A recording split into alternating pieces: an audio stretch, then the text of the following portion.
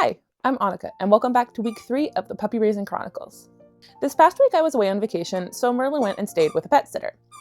He got a whole bunch of different experiences staying with a pet sitter, such as going to her work, which was a grooming salon, staying in an apartment, living with kids, and living with different cats, and even a small dog. Overall, he did really good and got all kinds of new experiences, and he even got to hang out with one of his half-sisters and go on lots of walks with her. Because we picked him up late Sunday evening, we had a pretty chill first day and a half. Both Sunday night and Monday, we kept it pretty low key. We just focused on Sniffy walks so that Merlin could get some nice energy outlets, as well as just focusing on his settling back into the house, making sure that he was still going to be good with his routine here in my home around my animals. He quickly fell back into his routine of settling, napping, and just being chill throughout the day until we went out and did things. He even got to play a little bit, which of course he was very happy about because he loves his toys. This week we also introduced a new skill in teaching Merlin how to stay. So here I'm using my Kato board, just rocking back and forth, walking side to side, and just rewarding him for holding that stay position there. I'm not saying anything other than just rewarding him with a yes and a treat. By the end of our stay training, you can see here that I was able to walk about 2 feet away, and then of course Merlin got rewarded with some playtime again. And to end off his Monday, he got to spend a lot of time running around in our yard and playing in the grass. We opted on Tuesday to go out and do some public access training.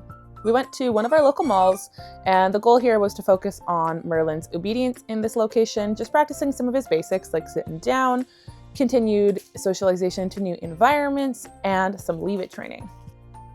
One of my other goals here was to see how Merlin's stair training is going. When Merlin first came to me, he was a little uncertain about stairs and often had to be carried down and placed on the last step because he wasn't sure he was going to be able to get up all on his own or get down. He's now able in my home to go up and down stairs with ease, both inside and outside, which is great. So I wanted to see what this would be like in a different set of stairs. The stairs at this location were tile, so they were pretty slippery, and that's something I've noticed that Merlin isn't 100% on, is if a stair is slippery, he's a little less confident, so it's something we continue to work on. When we got to this staircase, Merlin was uncertain. We would just approach it a little bit, walk away, approach a little bit, walk away, until he was able to go up and down the stairs. And he was able to go up and down. However, he was still rushing, showing me that he's not 100% comfortable with them yet, so this is something we'll continue to work on. Overall, though, I was really happy that he was just able to go up and down them at all, because that is a big win in a busy location like this.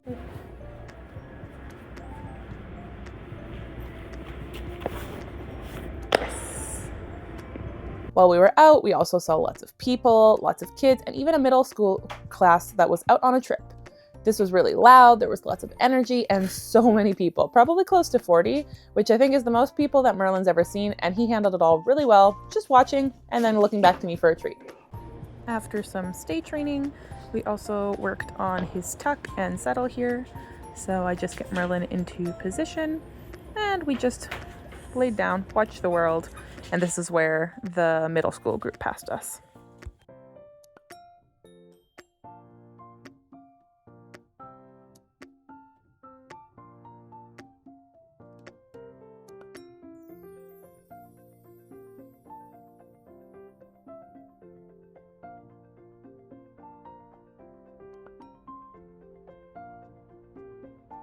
As I said, one of the things we also worked on was his leave it. This is a newer skill for him, but something that's important because he's a very food motivated dog. So leaving things on the ground, whether it's food or even things like a leaf blowing in the wind, can be really exciting for him, and he wants to jump and chase them. Which, as a service dog in training, this is something that we don't want him doing, because when he gets bigger, he could pull over his handler, and we want to make sure that he can see these things, but keep moving without too much of an issue. So the way I was focusing on teaching this for Merlin was I would put food down on the ground, and if he looked at it, he would get a treat, as long as he wasn't pulling or dragging to it.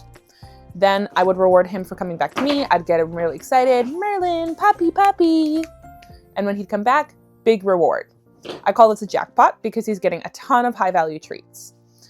And the goal with this is that Merlin can then learn that he can look at the food or whatever's on the floor, but then coming back to me is the higher value thing, that he gets a really good payout. So over time, he'll learn that when he looks at things, that he can keep moving, and I don't have to tell him, leave it, Merlin, no, hey, but that he just knows, oh, okay, there's that thing there. That's cool. I'm going to have my treats.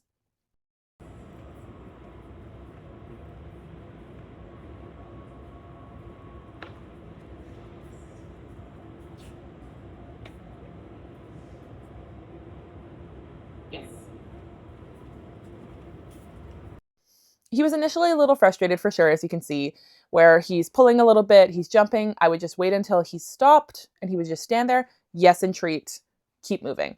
And then by the end of it, you can see that he was able to walk past them, look at them, and then check back in with me, which is so amazing. That's it.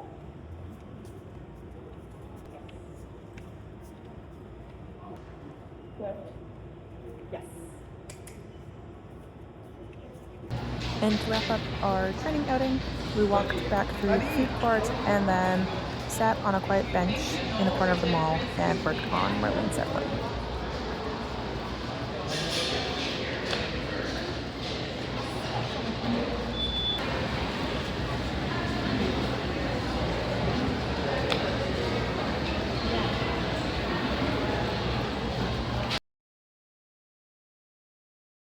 On Wednesday, we had a pretty busy day going and doing some public access training. We went to the grocery store where Merlin and I stood outside and just worked on watching people going in and out of the stores, hearing different sounds, loud cars, and just practicing his sit and stay. After that, we had a new experience where Merlin went to Starbucks with me. He hasn't been to Starbucks before or any coffee shop outside of sitting on the patios, so I wasn't sure how he was going to handle this. Just in case, we had all of his usual things. We had lots of good high-value treats. We had a big new chew for him so that he had something to entertain himself while he was settling, and a plan to leave if we needed to because we can just get our coffee and then go outside. Luckily, Merlin was a champ. He walked through the busy Starbucks, trying to focus on me and not paying attention to any of the other people or getting any drive-by sniffs.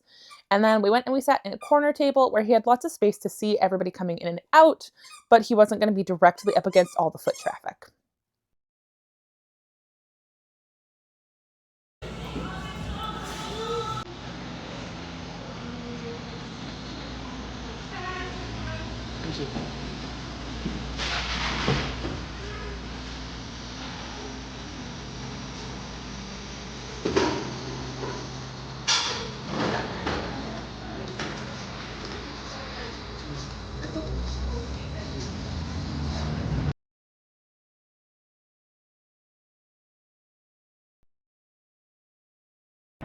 His eyes are so wide right now.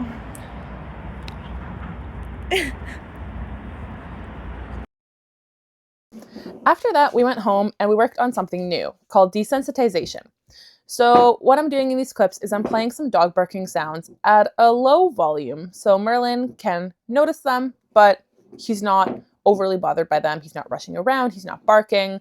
And why we're doing this is because while we were out, we had a new experience where we were in a very echoey part of the outer area around our grocery store, and he heard a dog barking from one of the grooming salons and let out 2 or 3 little barks. And this is something that, again, is not ideal for a service puppy. So I want to start working on learning different behaviors to barking when we hear something alarming. So we went home, I played barking sounds, and each time that Merlin would look around or look towards the speaker where the sound was coming from, he would get a yes and a treat tossed away. We'd repeat this, yes, treat toss away, and increase the volume over time. And unfortunately, our pet dogs got very barky about this. They did not like the sounds of other dogs barking in the house, whereas Merlin was just kind of like, okay, everyone's barking. That's fine. I get treats. Yay.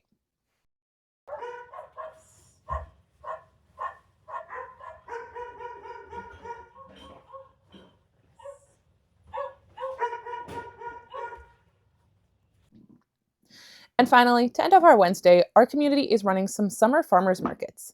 This is going to be a great opportunity for hearing live music and seeing lots of dogs up close and personal while Merlin's working. Because again, as I've mentioned before, he's a very social dog, so he loves to go play with other dogs. And this is a thing we continue to work on, that we don't have to say hi to every dog, especially when we're wearing our vest.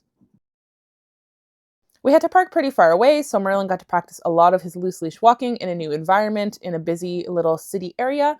And then as we got there, there were so many dogs and there was live music going on, so he got to experience all kinds of things. We walked around a little bit, we would see dogs, and keep moving just to make sure that Merlin was staying focused on me and was able to be set up for success. He, of course, did not care about the music at all. My brother is a drummer, so he's pretty used to hearing loud music on the regular, but I wasn't sure how he was going to handle live music where there's speakers and lots of instruments. He, of course, handled it well. He was just kind of like, this is another thing that's happening, and kept walking with no issues. Is having fun so far? Awesome. Always good to hear. I'm hoping so. Alright, so this song comes out in 1 week. It's very unique. I don't know if that's a word to use here, but hope you guys like it. It's called Dopamine.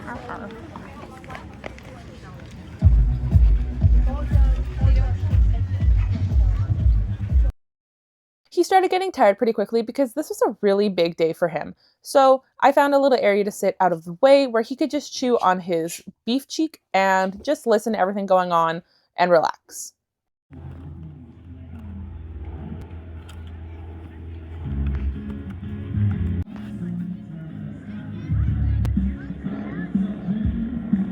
Overall, it's been a great week for Merlin. We've done lots of public access and his home manners continue to improve, and I'm so proud of him. Please let me know if there's any questions you have about service dog training, puppy raising, or anything that Merlin's learning. And we'll see you next time. Bye!